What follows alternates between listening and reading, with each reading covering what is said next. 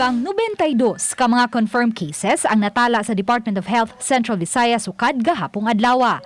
Sa mga highly urbanized cities, 18 ang nadugang sa dakbayan sa Sugbo, 4 sa dakbayan sa Lapu-Lapu, samtang 7 usab sa dakbayan sa Mandawi.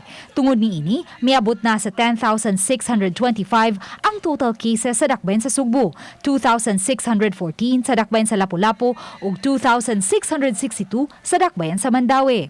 Sa mga lalawigan sa Central Visayas, nadugangan og 34 ang Bohol, 20 sa Sugbo, siyam sa Negros Oriental ug walay bag-ong kaso nga natala sa Siquijor.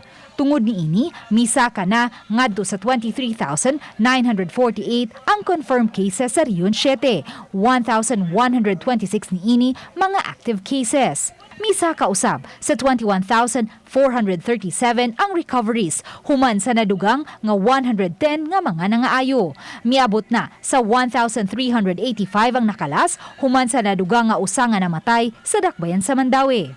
Sa Pilipinas, misa ka na sa 424,297 ang mga kaso, 387,266 ang mga naka-recover, 28,789 ang active cases, samtang 8,242 ang mga nakalas.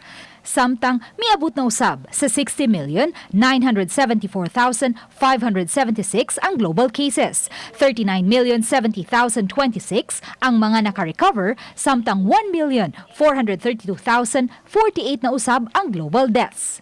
Luan Merondina, Balitang Bisdak.